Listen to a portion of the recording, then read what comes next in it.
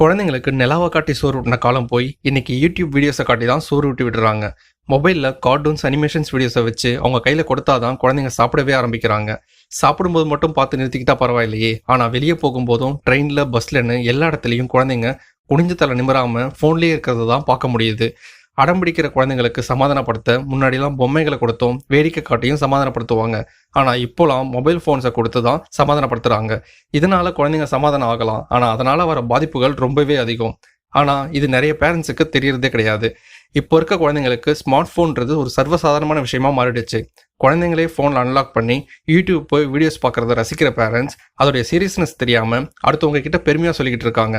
சரி வாங்க, mobile phone use பண்ணுறதுனால குழந்தைங்களுக்கு ஏற்படுற பாதிப்புகளை பற்றி டீட்டெயிலாக இந்த வீடியோவில் நம்ம பார்க்கலாம். Welcome to my channel. யூஸ்ஃபுல்லான வீடியோஸை தொடர்ந்து பார்க்க மறக்காமல் சப்ஸ்கிரைப் பண்ணிடுங்க. முக்கியமான பிரச்சனை என்னென்னா, குழந்தைங்களுக்கு பேச்சாற்றல் வர தாமதமாகிறது தான். எப்போவுமே மொபைல் ஃபோன்ஸை பார்த்துட்டு இருக்கிறதுனால குழந்தைங்க யார் முகத்தையும் பார்த்து பேச ட்ரை பண்ணவே மாட்டாங்க. நாம் கேட்குற கேள்விகளுக்கும் உடனே வார்த்தைகளை கோர்த்து பதில் சொல்லவும் தெரியறது கிடையாது. நிறைய குழந்தைகளுடைய பேச்சாற்றல் சரியான நேரத்தில் வராமல் லேட் ஆகிறதுக்கான முக்கியமான காரணமே அவங்க அதிகமாக ஸ்மார்ட் ஃபோன்ஸை யூஸ் பண்ணுறது தான். கண்களை பாதிக்கும். செல்ஃபோன்லேருந்து வர கதிர்வீச்சுகள் நேரடியாக குழந்தைகளுடைய கண்களை பாதிக்குது. குழந்தைகள் கண்டினியூஸாக ஃபோனை பார்த்துட்டு இருக்கும்போது பார்வை கோளாறு ஏற்படவும், இளம் வயதிலேயே கிட்ட பார்வை குறைபாடு ஏற்படவும் வாய்ப்பு இருக்குது. உடல் ஆரோக்கியம் கெடும். பல மணி நேரம் ஒரே இடத்துல உட்காந்தபடி செல்ஃபோன், டேப்லெட்டில் வீடியோ பார்க்குறது, கேம்ஸ் விளையாடுறதுனால முதுகெலும்பு மற்றும் தசைகள் பாதிப்படையும். அது மட்டும் இல்லாமல் உடல் பருமனும் ஏற்படும்.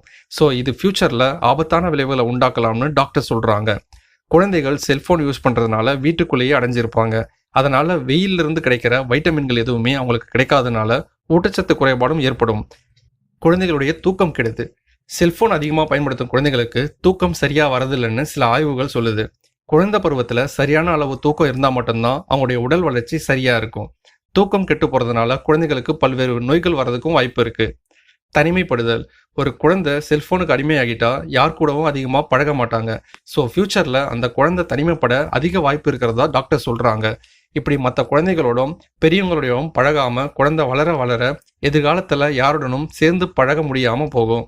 ஃப்யூச்சரில் ஸ்கூல்ல இருந்து வேலை வர இந்த பழக்கம் பெரிய தாக்கத்தை ஏற்படுத்தும்னு டாக்டர் சொல்கிறாங்க. மன அழுத்தம் ஏற்படும். அதிகமாக செல்ஃபோனில் படங்கள் பார்க்கறதுனால, கேம்ஸ் விளையாடுறதுனால குழந்தைங்களுக்கு மன அழுத்தம் ஏற்பட வாய்ப்பு இருக்கிறதா சொல்கிறாங்க. இதனால் குழந்தைங்களுக்கு காரணமே இல்லாமல் கோபம் வரும். எதுக்கெடுத்தாலும் குழந்தைங்க சிறு சிறுன்னு எரிஞ்சு விடுவாங்க. குழந்தைகளுடைய மூளை வளர்ச்சி குறையும். செல்ஃபோன்லேருந்து வர கதிர்வீச்சுகள்லாம் குழந்தைகளுடைய மூளையை தாக்குற தன்மை இருக்குது. ஸோ இதனால் அவங்களுடைய மூளை வளர்ச்சி சிறப்பாக இருக்காது. அவங்க வளர்ந்த பிறகும் மந்தமாகவும் வாய்ப்பு இருக்குது. ஞாபக மறதியும் வரும்னு டாக்டர் சொல்கிறாங்க. காரணம் இல்லாமல் அழறது. எதுக்கெடுத்தாலும் அடம்பிடிச்சு அழ ஸ்டார்ட் பண்ணிடுவாங்க. ரொம்ப பிடிவாதம் பிடிப்பாங்க. ஒரு பொருள் வேணும்னு பிடிவாதம் பிடிப்பாங்க. இந்த தவறான பழக்கங்கள் வர்றதுக்கெல்லாம் முக்கியமான ரீசனாக மொபைல் ஃபோன்ஸ் இருக்குது. கவனக்குறைவு. செல்ஃபோனில் மூழ்கி இருக்கிற குழந்தைங்களுக்கு கான்சன்ட்ரேஷனே இருக்காது. கவனக்குறைவும் ரொம்ப அதிகமாகவே இருக்கும். மற்ற விஷயங்களை பற்றி தெரிஞ்சுக்கணுன்னு அக்கறை இருக்காது. ஒரு விஷயத்த 2-3 தடவை சொன்னால் மட்டும்தான் அவங்களால கம்ப்ளீட்டாக அண்டர்ஸ்டாண்ட் பண்ணிக்க முடியும். கற்றல் திறனும் குறையுது. நம்முடைய செல்ஃபோனில் உலகமே அடங்கி இருக்கின்றது உண்மைதான். செல்ஃபோனில் உலகத்தில் இருக்க எந்த விஷயத்தை பற்றியும் வேணும்னாலும் நம்ம தெரிஞ்சுக்கலாம். ஆனால் குழந்தைங்க ஓடி திரிஞ்சு அவங்களா கற்றுக்கிற விஷயங்களில் கடுகளவு கூட செல்ஃபோனால் தர முடியாதுன்றது தான் உண்மை. செல்ஃபோனில் இருந்து குழந்தைங்களை மீட்கிறது எப்படி?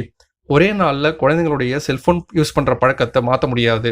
முதல்ல குழந்தைகள் முன்னாடி நாம் செல்ஃபோன் அதிகமாக யூஸ் பண்ணுறதை அவாய்ட் பண்ணணும். அது மட்டும் இல்லாமல் கொஞ்சம் கொஞ்சமாக அவங்க செல்ஃபோன் யூஸ் பண்ணுற டைமை கம்மி பண்ணணும். கண்டினியூஸாக மொபைல் ஃபோன் யூஸ் பண்ண விடக்கூடாது.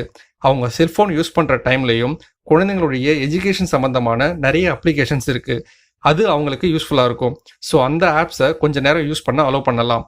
அப்போவும் பேரண்ட்ஸ் அவங்க கையில் செல்ஃபோனை வச்சுக்கிட்டு குழந்தைங்களுக்கு சொல்லிக் கொடுக்கலாம். முக்கியமாக வீட்டுக்கு வெளியே போய் விளையாடுற பழக்கத்தை குழந்தைங்களுக்கு ஏற்படுத்துங்க. அவங்களோட சேர்ந்து நீங்களும் விளையாடினீங்கன்னா ஸ்மார்ட் ஃபோன்லாம் மறந்து ஜாலியாக அவங்க கூட விளையாட ஸ்டார்ட் பண்ணிடுவாங்க. ஸோ மொத்தத்தில் எல்லாமே பேரண்ட்ஸ் ஆகிய உங்கள் கையில் தான் இருக்குது. உங்கள் குழந்தைங்களுடைய நன்மைக்காக ரொம்ப சின்ன வயசுலேயே செல்ஃபோனை அவங்க கையில் கொடுத்து அடிக்ட் ஆக்கிடாதீங்க. ஸ்மார்ட் ஃபோன்ஸுடைய பின்விளைவுகள் தெரியாமல் நிறைய பேரண்ட்ஸ் அந்த தப்பு தான் பண்ணிகிட்டு இருக்காங்க. அப்படி உங்களுக்கு தெரிஞ்சவங்க யாராச்சும் அவங்க குழந்தைங்களுக்கு அதிக